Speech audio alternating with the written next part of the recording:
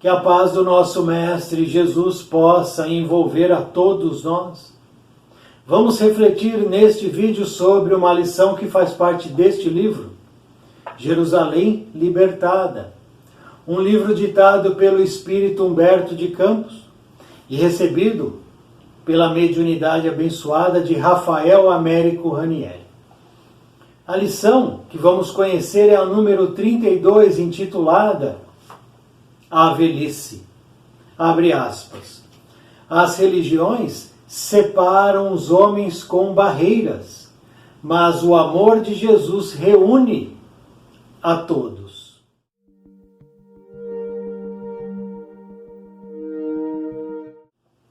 O cura de pequena aldeia italiana situada nas encostas dos Alpes envelhecia tristonho e aflito.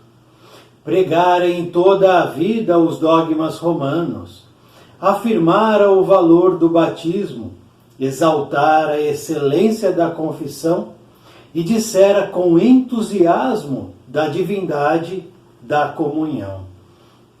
Numerosos fiéis passaram no correr dos anos por suas mãos acostumadas a distribuir a hóstia com displicente contentamento.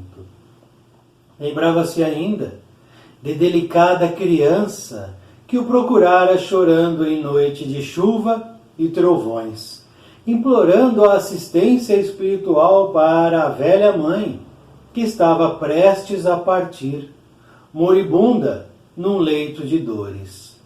A noite estava fria e não tivera a coragem necessária para enfrentar a chuva. Para desencargo de consciência, entregara uma hóstia à criança e dissera: Eu não posso ir, minha filha, estou doente. Mentira ele. Mas tome lá esta hóstia e leve para a progenitora. Nesta hóstia está Jesus Cristo. Ouviu?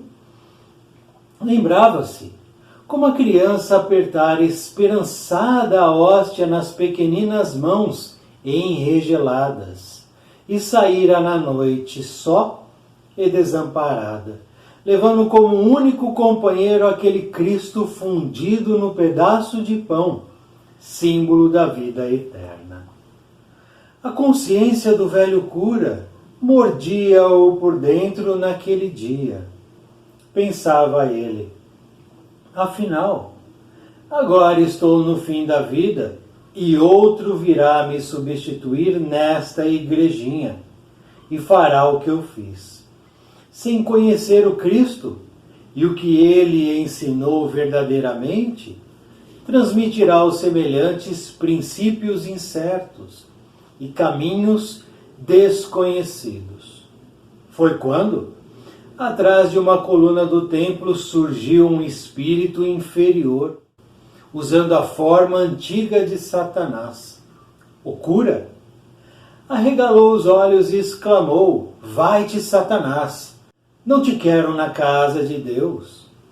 O diabo, que é conhecedor antigo das Escrituras, confiou a barbicha diabolicamente e entrou em conversação com o padre, dizendo: Meu filho, por que tem tanto medo de mim? Nós sempre vivemos unidos na melhor fraternidade possível. Porventura, ensinando aos homens caminhos incertos, não estavas servindo a mim, que gosto de receber os incautos nos caminhos tortuosos da vida? Sou velho conhecido desta casa e tenho auxiliado aqui no trabalho de cada dia. Não podes agora me desprezar. O padre, ao ver o diabo começar a suar e implorar: O que desejas de mim?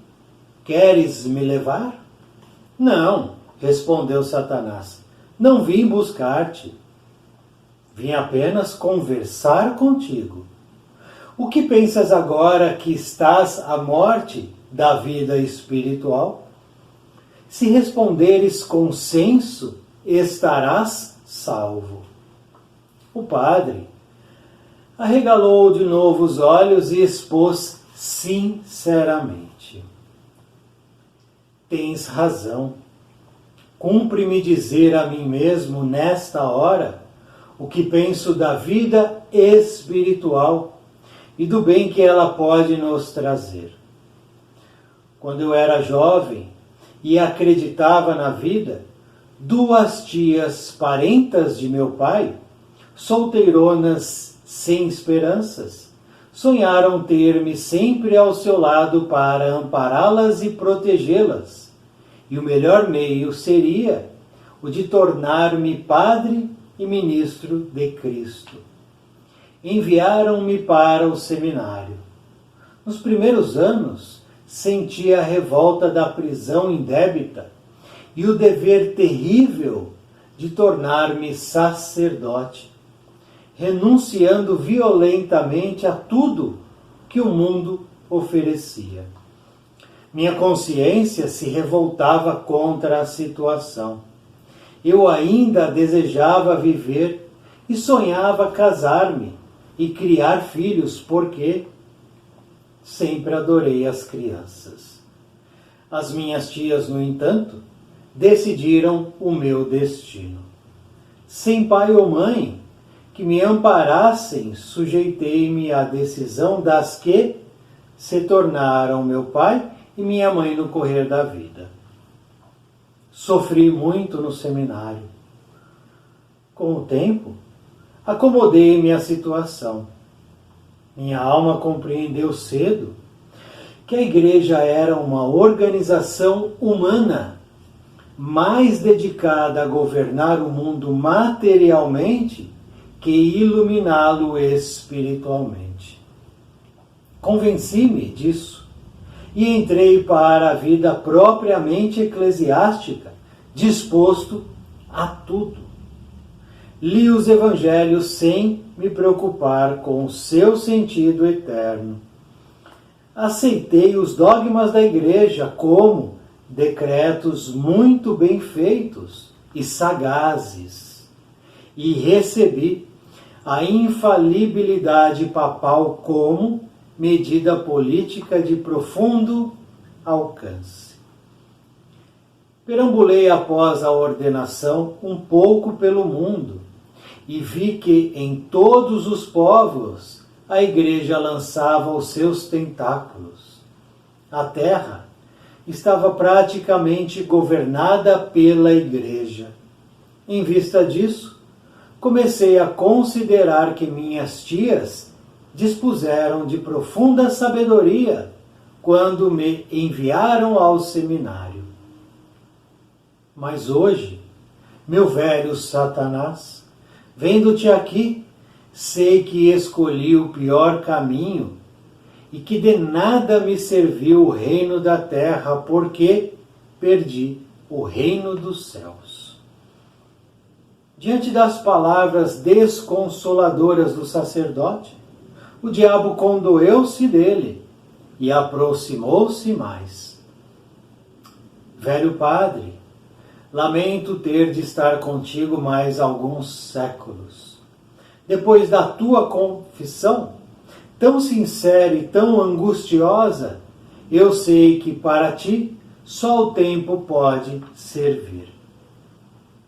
E Satanás deu uma gargalhada diabólica, exclamando terrível: mal sabes, hipócrita, o mal que me fizeste em outras existências. Mal sonhas o quanto sofri por tua causa.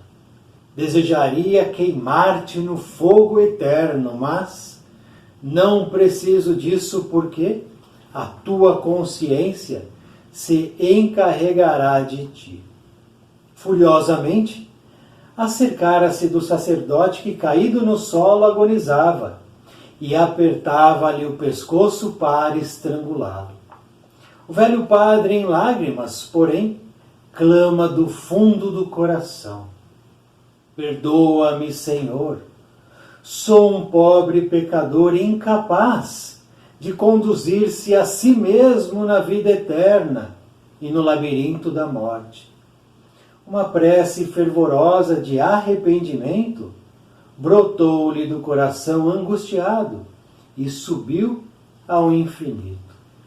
Nessa hora, a porta da igrejinha se abriu e uma criança luminosa entrou risonha e feliz. Dirigiu-se ao padre e disse bondosamente: Padre, por que choras? Não confia em Jesus? Ele o amparará. Quem és tu, minha filha? Eu? Murmurou a criança, sorrindo. Eu sou aquela criança a quem deste a hóstia no dia de chuva.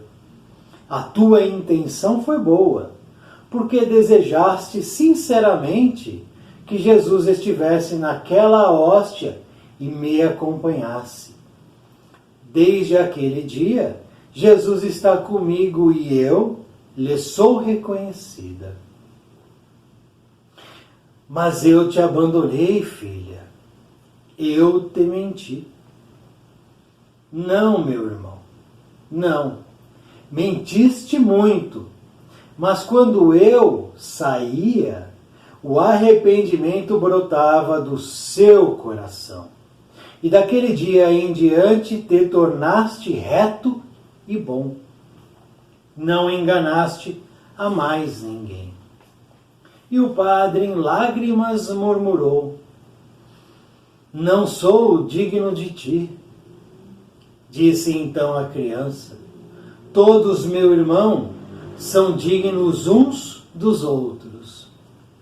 Jesus nos ensinou que amparássemos os pecadores e levantássemos os infelizes. As religiões separam os homens com barreiras, mas o amor de Jesus reúne a todos. Perdoa, esquece, trabalha e renova-te. Ama com Jesus e serás digno de todos os tesouros do céu.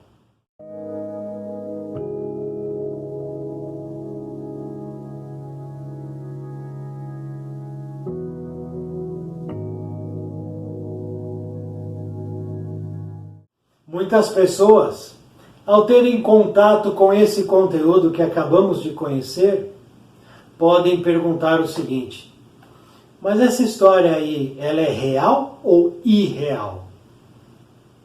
Aconteceu ou não aconteceu? Essa história, ela é fruto de uma mente criativa ou não é? Essa é uma dúvida razoável e compreensível de existir, claro. Porém, todas as histórias que fazem parte deste livro são reais, verdadeiras. Mesmo que a pessoa decida não acreditar. É uma decisão. Mas essa história é real como todas as outras. É real como todas as histórias que temos aqui no canal Ser Espiritual. Histórias reais, verdadeiras, que servem de base para as nossas meditações, reflexões e instruções. Nossos aprendizados. Afinal de contas, não faz nenhum sentido eu buscar histórias fictícias se a espiritualidade superior há tanto tempo nos oferece histórias reais, verdadeiras, ocorridas no pretérito. Histórias que nos apontam caminhos a não serem trilhados e decisões a não serem tomadas. Nos orientando, instruindo no melhor caminho. Em algum momento, no plano espiritual, o espírito Humberto de Campos teve acesso a arquivos e registros.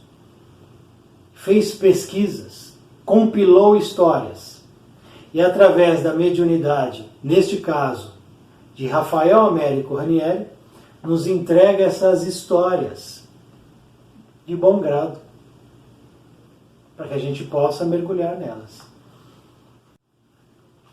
Então, sim, existiu um padre que viveu durante toda a vida pregando os dogmas romanos.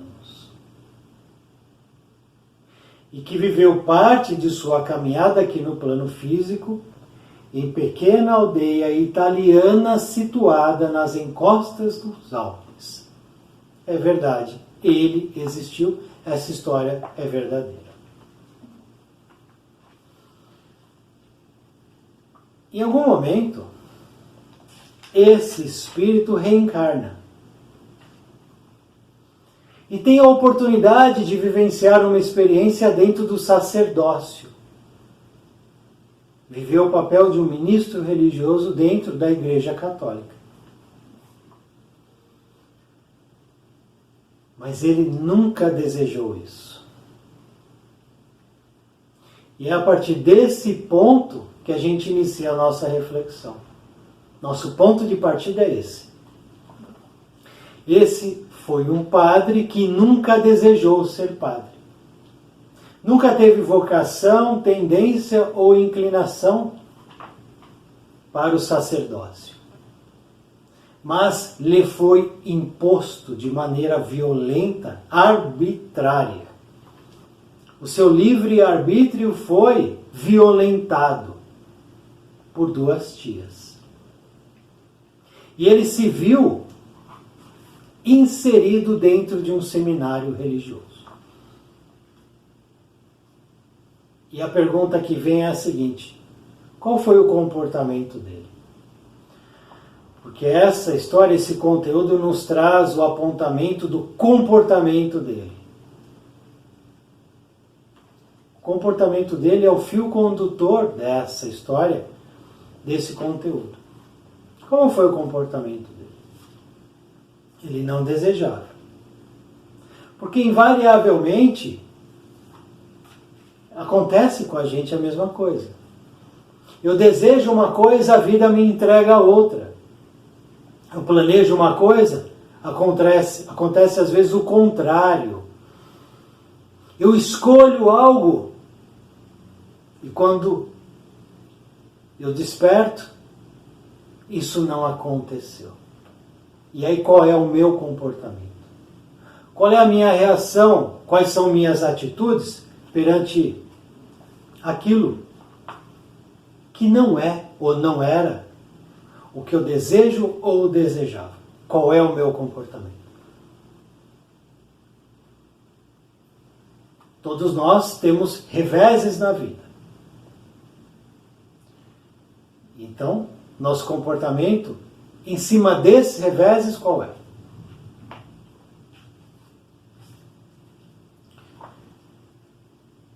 Enviaram-me para o seminário, as duas tias. Nos primeiros anos, sentia a revolta da prisão indébita. Revolta. Ele se tornou revoltado nos primeiros anos. Não foi um dia, uma hora, uma semana. Primeiros anos, a revolta o visitava sempre. A revolta da prisão indébita e o dever. Sentia o dever terrível de tornar-me sacerdote. Ele sentia o peso daquilo que escolheram por ele. Ele não escolheu. Ele desejava e sonhava casar-se e criar filhos, porque sempre adorou crianças. Era isso que ele queria. Mas não obteve. Por quê? Castigo?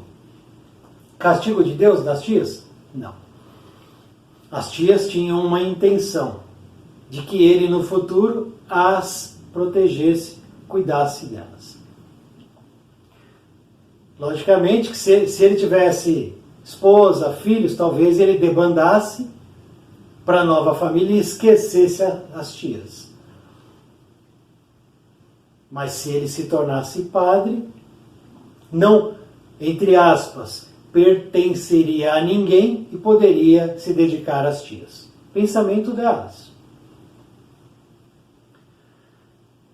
Impuseram ele a questão religiosa de se tornar padre. Ele não desejava. Não foi castigo. Por que isso aconteceu com ele? Qual é o motivo?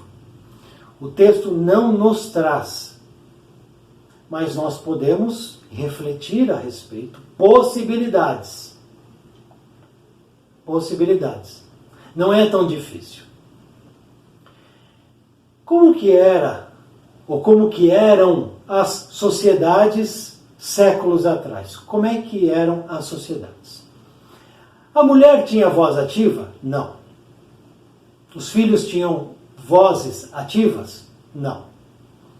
As pessoas com tendências homoafetivas tinham voz ativa? Não.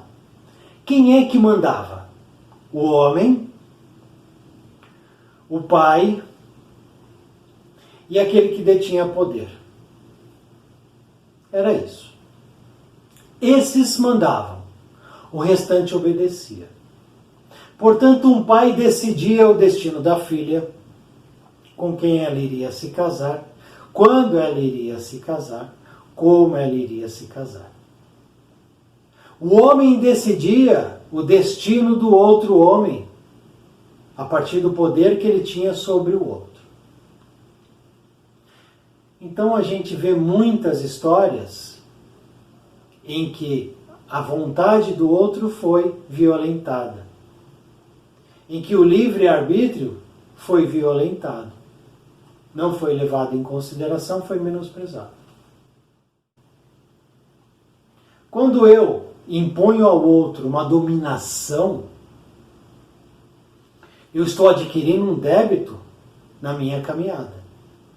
Débito esse que no futuro terei que rever. Quantas prisões arbitrárias não aconteceram durante a história do homem e acontecem hoje em dia? Quantas? Simplesmente porque alguns desejam prender os outros. Sem motivos. São débitos que são adquiridos por aqueles que tomam essas decisões. Portanto, esse padre que não é padre, esteve padre temporariamente, esse espírito adquiriu talvez um débito pretérito, no qual ele possa ter agido de maneira arbitrária contra outro.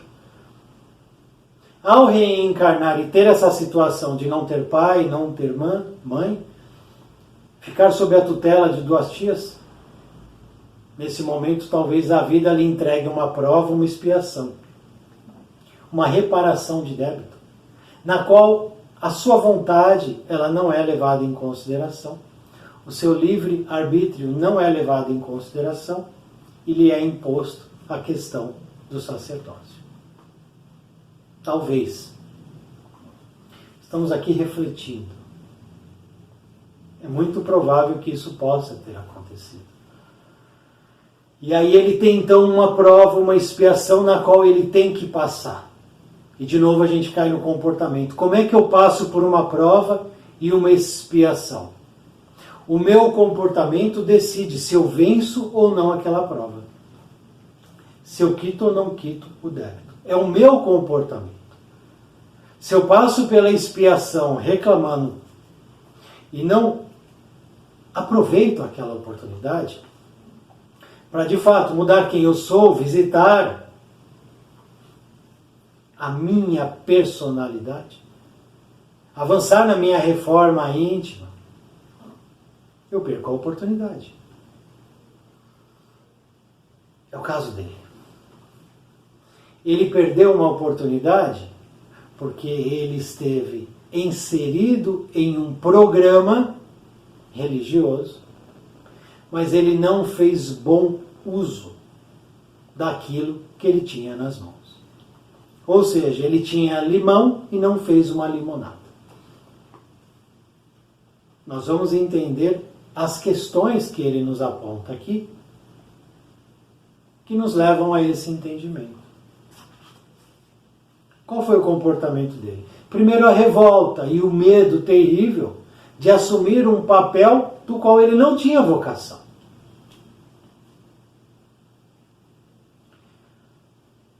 Com o tempo, acomodei-me à situação. Então, primeiro ele se revolta, agora ele se acomoda. Minha alma compreendeu cedo que a igreja era uma organização humana mais dedicada a governar o mundo material do que a iluminá-lo espiritualmente. Convenci-me disso.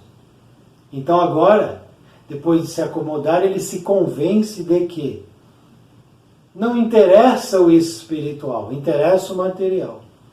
A dominação, o poder sobre o outro. Ter o outro sobre as minhas rédeas, e rédeas curtas. Ele se convence disso. E aí ele entra para a vida propriamente eclesiástica. Ele passou um tempo até que aquela questão o dobrasse. Dobrou quem ele era. Ele se curvou à questão que ele estava vivendo naquele momento. Convenci-me disso e entrei disposto a tudo. Quando a gente escuta uma pessoa falar estou disposto a tudo, o que isso significa? Como é que a gente entende isso? Eu estou disposto a tudo. A tudo mesmo? Porque esse a tudo pode ser positivo ou negativo. Estou revoltado. Estou disposto a tudo. Em que sentido? Qual é o caminho que esse disposto a tudo irá levar esse que escolheu? Li os evangelhos.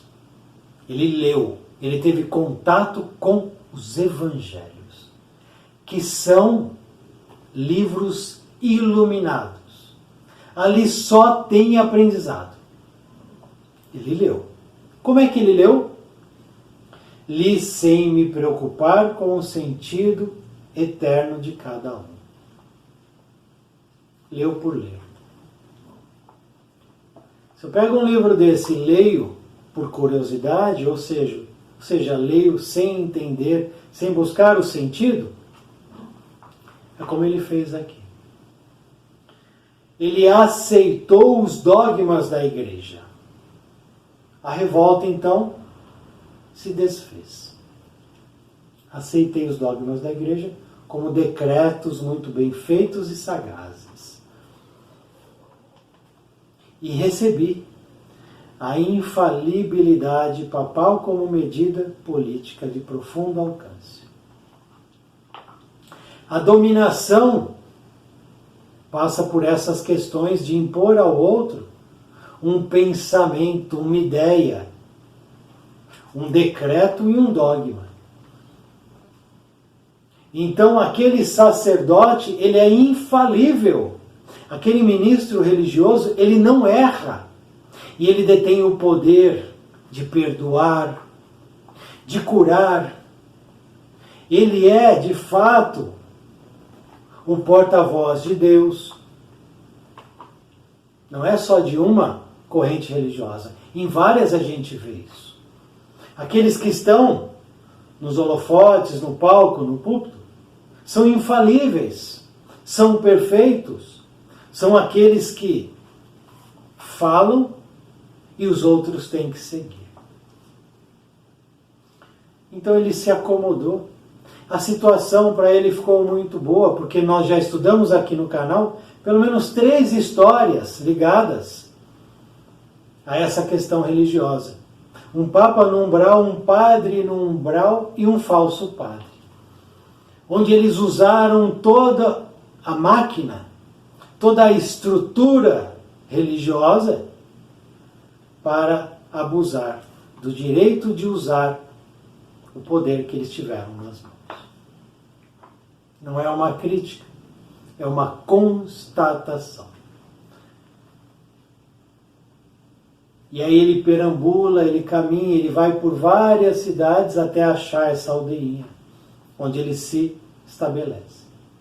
E antes de se estabelecer, ele percebe que a igreja lançou os tentáculos por todo o mundo. E é isso. Onde não tem uma religião, tem outra. Mas a pergunta que fica é a seguinte: independente da religião, independente da corrente religiosa, elas buscam iluminar espiritualmente ou buscam a matéria? Buscam a dominação, o poderio material? É uma resposta que as pessoas precisam buscar. A suntuosidade dos templos, das igrejas, isso é espiritual ou é material? Isso quer demonstrar o quê? O que desde sempre as grandes edificações desejam mostrar, não só as religiosas. O que um grande prédio espelhado num metro quadrado mais caro do país deseja demonstrar? Poderio? Dominação?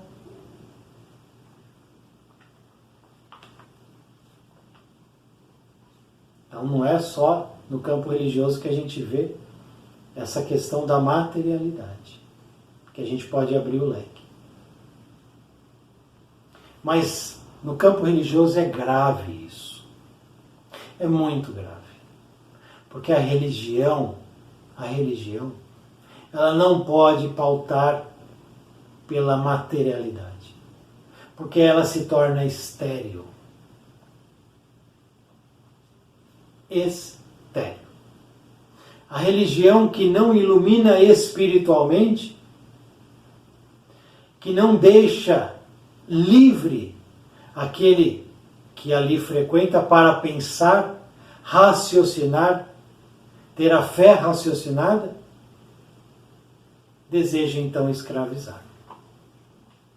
Deseja ter aquele ali sobre suas rédeas.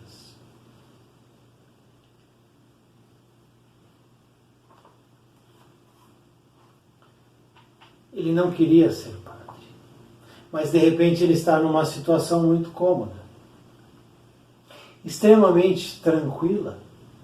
Afinal de contas, quem é que questiona um padre? Um ministro religioso? Um pastor? Quando ele está lá com a palavra, porque é ele que fala. Quem é que questiona? E o que é que se é ensinado? Pregar em toda a vida, toda uma caminhada, não é pouca coisa. Não é pouca coisa. Os dogmas romanos: afirmar o valor do batismo, exaltar a excelência da confissão, dissera com entusiasmo da divindade da comunhão. E o espírito fica onde? Quando nós vamos chegando perto do fim da experiência carnal, a consciência começa a nos visitar. Os questionamentos começam a se avolumar. E a gente começa a ficar incomodado. Porque quando é jovem, não liga muito para essas questões. Não está muito nem aí.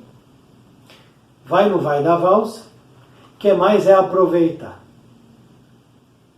Porém, essa euforia passa. Esse oba-oba, ele acaba. Ele vai acabar. Cedo ou tarde. E a consciência começa a emergir. Ela está lá, parada. só coletando as informações ali do sujeito. E o sujeito vai fazendo o que ele quer. Mete os pés pelas mãos e a consciência registrando ali, ó, no silêncio. E os anos vão correndo. Os anos vão se dobrando um sobre o outro. A ampulheta vai deixando a areia escoar. E de repente, a idade chega. Os anos se acumulam. E a consciência começa aos poucos visitar. E os questionamentos não tem jeito.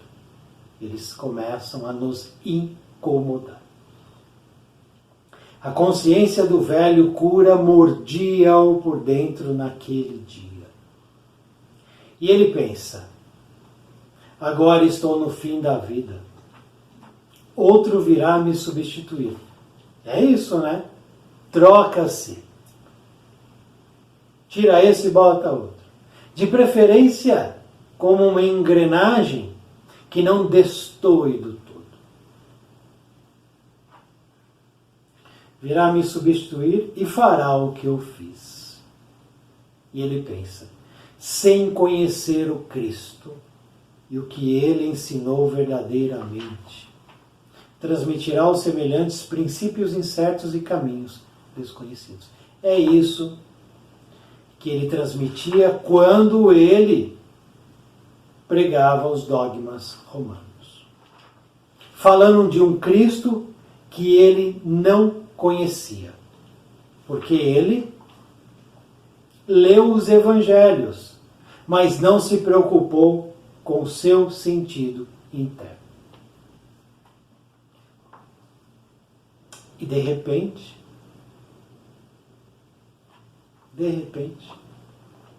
surge uma figura diabólica, um espírito com o seu formato deformado. Surge mesmo, se materializa ali na frente dele. E isso é absolutamente possível de acontecer. E essa figura diabólica, esse espírito, traz para ele a questão da vida espiritual. E ele fala com sinceridade. Ele age com sinceridade. Nesse momento final da caminhada. Abre o coração.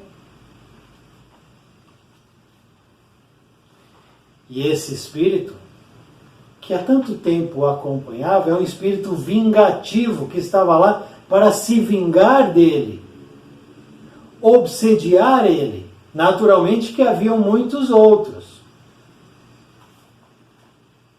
Estava atrás dele, porque esse espírito diz o seguinte: mal sabes, hipócrita, o mal que me fizeste em outras existências. Eles já se conheciam, tiveram experiências juntos no passado.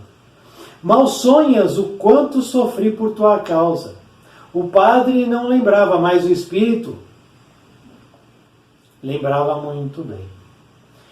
Desejaria queimar-te no fogo interno, mas não preciso, porque a tua consciência se encarregará de ti. Consciência, não dá para fugir da nossa consciência. E aí, o padre, que não tinha nenhuma preparação, fica com medo, apavorado. Se vê numa situação terrível, atemorizado. E começa a rezar. E faz uma prece fervorosa de arrependimento. Essa é a palavra, arrependimento. E brota-lhe do coração, angustiado, essa oração, que sobe, pedindo perdão, pedindo ajuda. Perdoa-me, Senhor. Sou um pobre pecador incapaz de conduzir-se a si mesmo na vida eterna e no labirinto da morte. Ele não conseguia se conduzir. E teve numerosos fiéis que passaram pelas suas mãos. Numerosos fiéis que ouviram ele falar, pregar. Porém, ele por si mesmo não conseguia resolver as questões pessoais íntimas. Por isso, muito cuidado quando você observa esse ou aquele. Porque existem pessoas que decoram livros, que decoram frases prontas, que decoram orações. E aos olhos externos, são quase perfeitos, quase santos. Mas, quando a consciência visita, quando os débitos visitam, quando aqueles nos vêm cobrar na porta, acontece o que aconteceu aqui com esse padre, dobra o joelho. E aí diz, me ajuda porque eu não consigo me ajudar. É o desespero. Ele é sincero. Ele diz, meu velho Satanás, vendo-te aqui hoje, sei que escolhi o pior caminho e que de nada me serviu o reino da terra, porque perdi o reino dos céus. Vamos em Marcos 8:36 aqui, ó, Novo Testamento.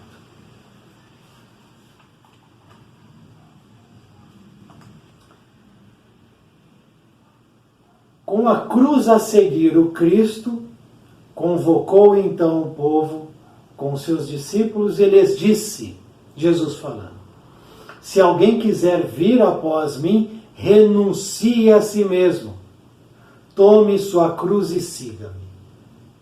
Porque o que quiser salvar a sua vida, perdê-la-á. Mas o que perder sua vida por causa de mim e do Evangelho, este salvá-la-á. Pois que adianta o homem ganhar o mundo inteiro e perder-se a si mesmo? Pois que poderá dar o homem em troca da própria vida? Se ele tivesse conhecimento de Jesus, de fato, tivesse tirado do Evangelho os ensinamentos, ele iria compreender que a vida dele seria de dedicação, de servir ao próximo, como Jesus fez. Mas não. Ele não teve esse entendimento, e por causa desse pequeno entendimento que lhe faltou, ele perdeu toda uma oportunidade reencarnatória. Olha o perigo da desatenção, da comodidade, como ele diz aqui, do convencimento e da disposição a tudo, quando esse a tudo não é o a tudo que nos leva a Deus, que nos ilumina. Ele desperdiçou. Porque ele poderia, sim, ter se dedicado integralmente, de uma maneira absurda, e ainda assim professar a sua religião, não tem problema. Mas a religião ficaria secundária, porque ele iria servir como um espírito fiel aos desígnios do nosso Mestre. É isso. E aí mesmo essa imposição de ter se tornado algo que não desejava, mesmo isso, ele iria superar. E iria conquistar o reino dos céus. Iria ganhar a vida, porque iria dar a sua vida ao outro, como o Cristo fez. Infelizmente, ele não entendeu isso e a oportunidade foi embora. Mas como Deus ampara a todos, ele teve um momento, que foi um momento ímpar na caminhada dele. Um momento. Não teve outro. Foi um. E qual foi esse momento?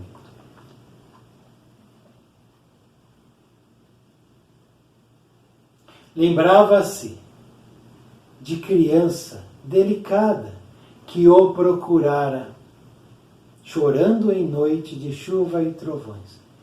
Esse foi o único momento em que ele de fato conseguiu virar a chave, mudar o que ele era. Criança delicada, que implorava assistência espiritual para a velha mãe que estava prestes a partir, moribunda em leito de dores. Aquela criança o tocou naquele momento ímpar. Um momento ímpar. E ele pega a hóstia, mente para a criança, dizendo que estava doente, mas na verdade faltou-lhe coragem para sair no frio e na chuva. Entrega a hóstia para a criança e diz: nesta hóstia está Jesus Cristo. Ouviu? A hóstia é feita de fermento. Fermento é um produto comum. O mesmo fermento que pode ser usado na hóstia pode ser usado no pão que vai ser servido numa penitenciária, num hospital, em um asilo, em uma padaria. É o mesmo fermento. Esse fermento, esse produto não muda o que aquela hóstia é. O que mudou a hóstia? O que mudou a hóstia? A criancinha depois diz para ele. A criancinha diz para ele. Que não é uma criancinha, é um espírito elevado e iluminado, que esteve ali para lhe proporcionar uma oportunidade de mudança. Uma oportunidade de mudança.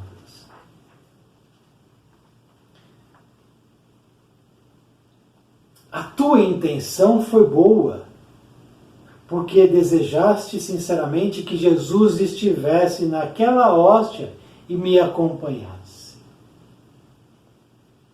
Daquele dia em diante, Jesus está comigo e eu lhe sou reconhecida.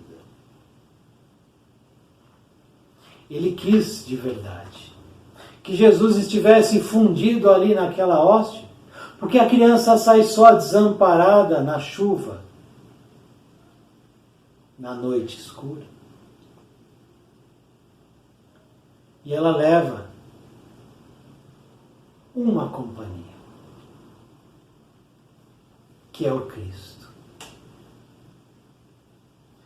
Aquele pedaço de pão, como ele diz, símbolo da vida eterna. Vamos aqui, novamente, em João, capítulo 6, itens 41 até 51. Eu sou o pão descido do céu. Vossos pais comeram o maná do deserto e apesar disso morreram. Este é o pão que desce do céu para que aquele que dele comer não morra. Eu sou o pão vivo descido do céu. Se alguém comer deste pão, viverá eternamente. O pão que eu darei é a minha carne entregue para a vida do mundo. Jesus falou isso. Que é a intenção, o desejo, o sentimento, o amor, a caridade, a fraternidade. E é isso que ele coloca ali. O amor dele, desejando que Jesus de fato estivesse ali e estava. Não, logicamente, fisicamente, num pedacinho de fermento. Mas o Espírito estava ali. Estava junto da criança desamparada. Que retorna. Vê o padre angustiado, sofrendo com medo, suando e diz: Padre, por que choras? não confia em Jesus? O padre fala quantas vezes dos evangelhos e de Jesus durante a sua caminhada no plano físico. Milhares de vezes. E ainda assim, na hora do testemunho, não confia em Jesus? É isso que ela diz. Jesus, Ele o amparará. E ele trava uma rápida conversa com ela, dizendo que ele não é digno, que ele mentiu. E ela diz: mentiste e muito. Ele mentiu. Ele foi displicente. Ele não se preocupou com o Evangelho. Ele aceitou os dogmas. Ele se tornou uma pessoa que era infalível dentro da igreja que ele estava.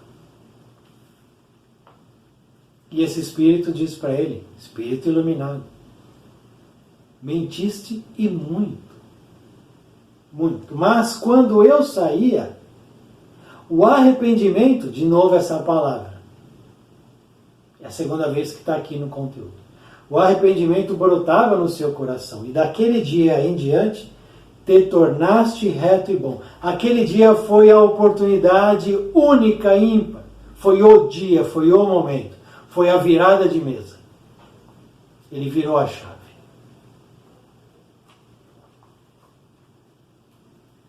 Apesar de tudo, ele conseguiu, a partir dali, se tornar reto e bom. Reto e bom. Sem desvio. Não enganaste a mais ninguém.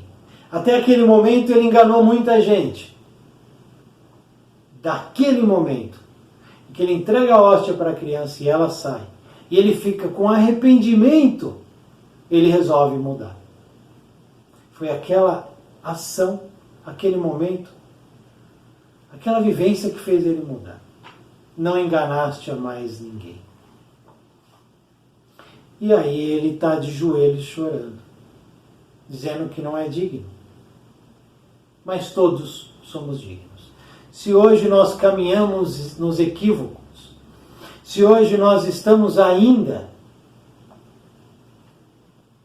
em situações muito, mas muito erradas em todos os pontos, ainda há chance de mudar. Ainda há oportunidade da mudança. É possível, basta querer, basta aceitar o arrependimento sincero no coração e tudo muda.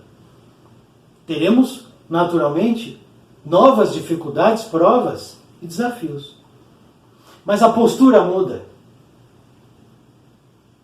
Porque aí estaremos amparados pela espiritualidade superior que está vendo em nós o desejo real de mudança.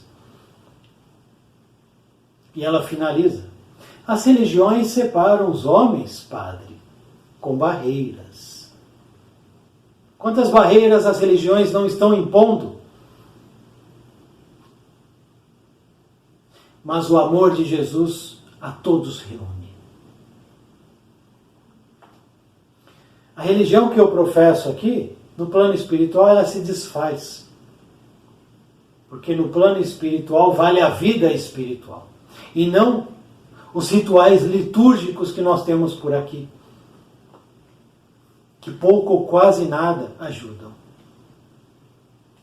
No livro Libertação nós temos um estudo, capítulo dedicado exatamente a isso. André Luiz nos traz. E em breve teremos aqui no canal esse estudo.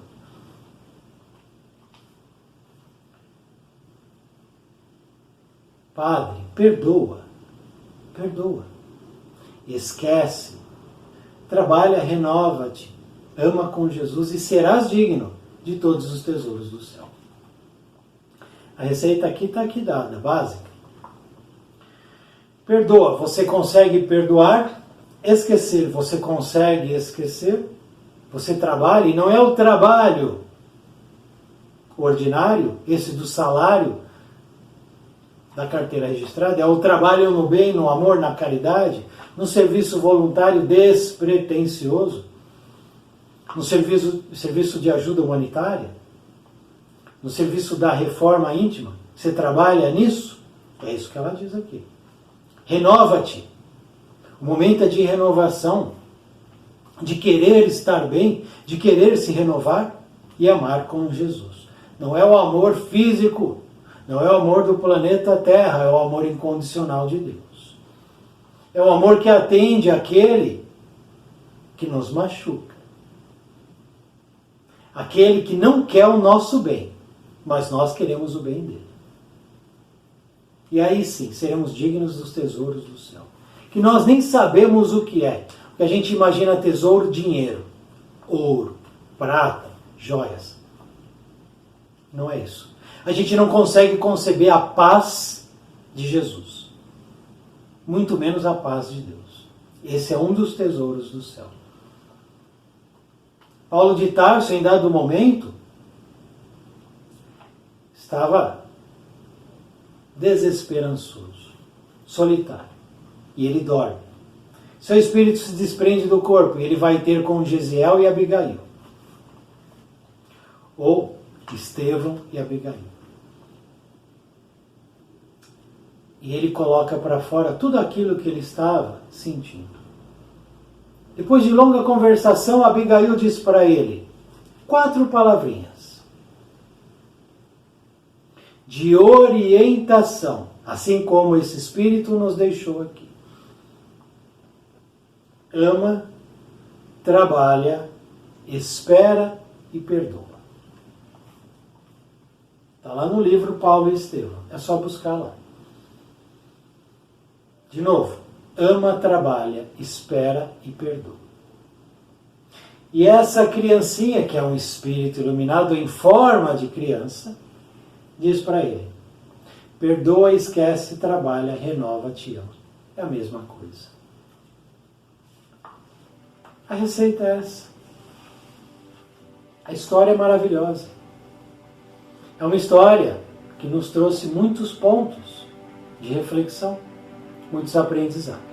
A partir de agora, é com cada um de nós. Muito obrigado por assistir esse vídeo, muita paz, muita luz. Salve o nosso Mestre Jesus.